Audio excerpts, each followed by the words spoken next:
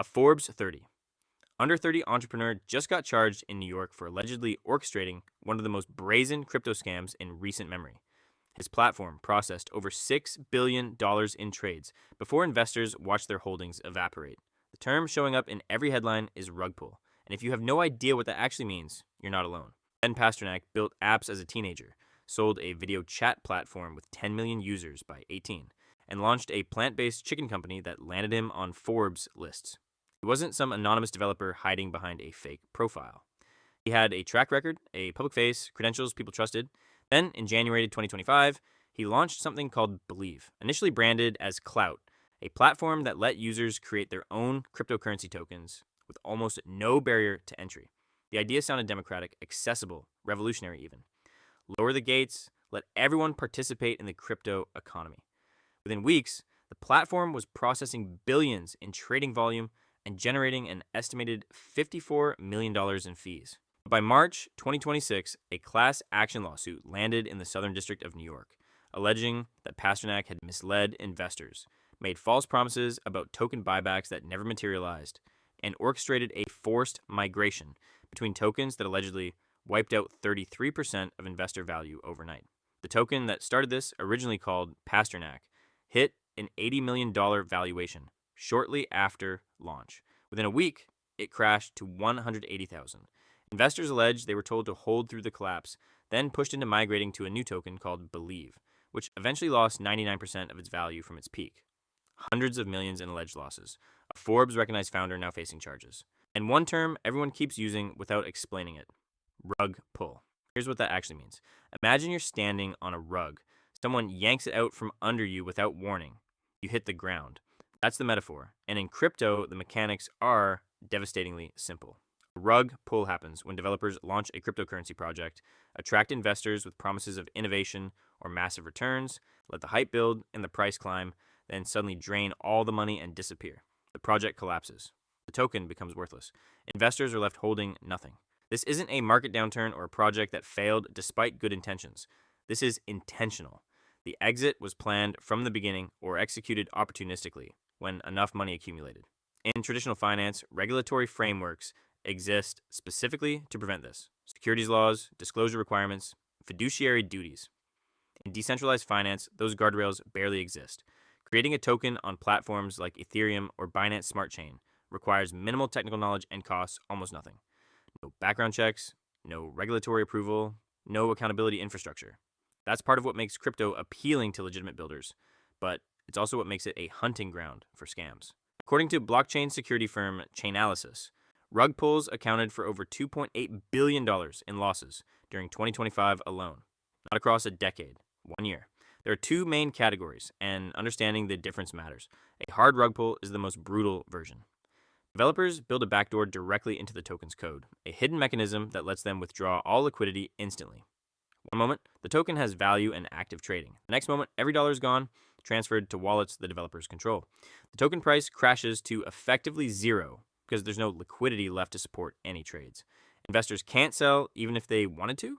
The sell function might be disabled entirely, or there's simply no one on the other side to buy. It's not a slow bleed, it's immediate financial obliteration. Then there's the soft rug pull, which is quieter and often harder to detect in real time. Instead of draining everything at once, developers siphon funds gradually over weeks or months. They maintain the illusion that the project is still active. Social media updates continue. Community engagement appears normal. Development milestones get announced. But behind the scenes, liquidity is being steadily extracted. By the time investors realize what's happening, the damage is already done, and the developers have either disappeared or pivoted to the next scheme. The mechanics break down into three primary methods. Liquidity pools are the most common. When a token launches, developers create a liquidity pool, basically a reserve of funds that allows people to buy and sell the token. If that liquidity isn't locked, meaning secured in a smart contract for a set period, developers can withdraw it whenever they want. No liquidity means no trading, and the token value collapses. It's called an exit scam for a reason. The second method involves limiting sell orders. Developers write code that allows investors to buy the token freely but blocks them from selling. It looks like organic price growth because buy pressure keeps pushing the value up. Investors see their holdings multiply on screen and think they're winning. Then they try to cash out and discover the sell button doesn't work. By the time anyone realizes the code was rigged, the developers have already cashed out their own holdings at the inflated price. The third method is classic dumping. Developers allocate a massive percentage of the total token supply to themselves, sometimes 50% or more. They hype the project, let retail investors drive the price up, then dump their entire holdings onto the market in coordinated sells. The price craters. Retail investors panic. Developers walk away with millions while everyone else absorbs the loss. What makes this entire ecosystem so vulnerable isn't just the technology, it's the psychology. Crypto moves fast. Opportunities appear and disappear in hours, not days. That speed creates urgency, and urgency overrides caution. Fear of missing out isn't rational. It doesn't wait for due diligence or smart contract audits. Someone in a Discord server says they just made $4,000 overnight. Your timeline fills with screenshots of wallet balances showing six-figure gains. Every hour you wait feels like money left on the table. So you buy in. That's the entry point, and it's designed to feel exactly that urgent. Now let's look at what that urgency just cost 43,000 people. October 2021. A token launches called Squid Game Token, riding the wave of the Netflix series that everyone was watching. No affiliation with Netflix, no connection to the show's creators, just a name designed to capitalize on cultural momentum. The website had grammatical errors, the white paper was thin, the development team was anonymous.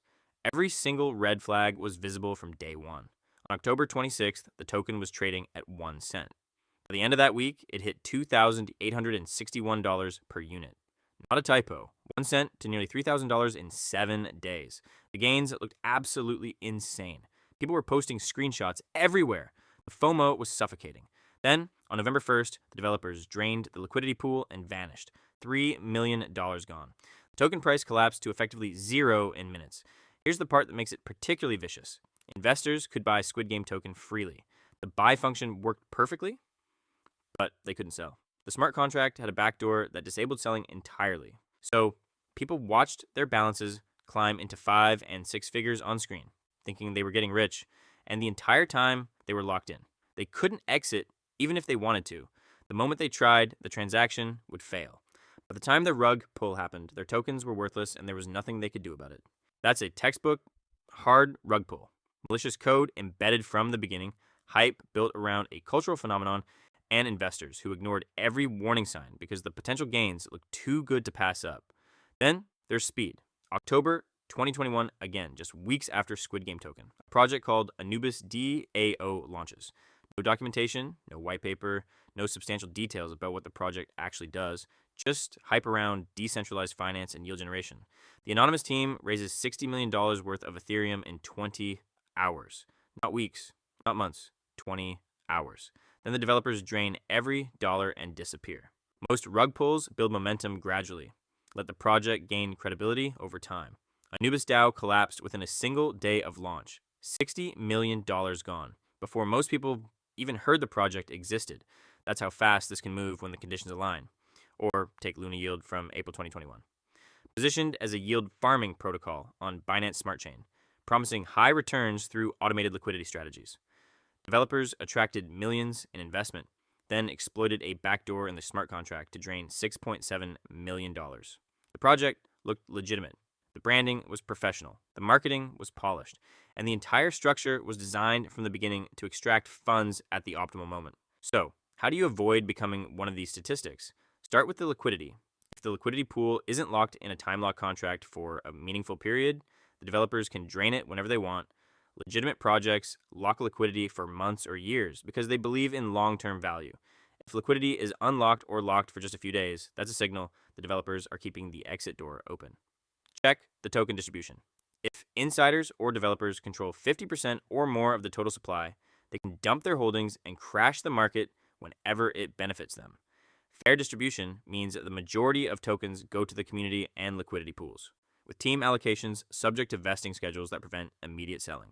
Look for a smart contract audit from a reputable firm. SturdyK, Consensus Diligence, Trail of Bits. These audits identify vulnerabilities and hidden backdoors. A lack of an audit is a massive red flag, especially for projects handling significant capital. If the developers won't pay for an audit, ask yourself why. Examine the team. Anonymous founders make it easy to disappear with investor money. If the people behind the project are hiding their identities, that's not decentralization. That's liability avoidance. Legitimate builders put their names and reputations on the line.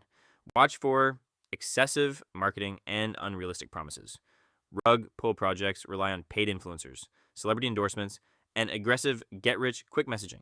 If the marketing feels louder than the actual technology or use case, that imbalance tells you something. Real projects are built on fundamentals, not hype cycles. And finally, trust your instincts.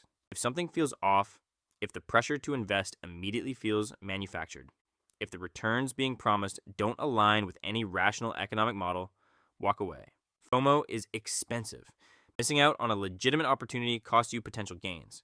Falling for a rug pull costs you everything you put in. The believe case isn't an outlier. It's the same pattern playing out again with a different name and a more sophisticated setup. The mechanics don't change. The psychology doesn't change. What changes is how well people recognize the warning signs before the liquidity disappears. $2.8 billion lost in 2025 alone.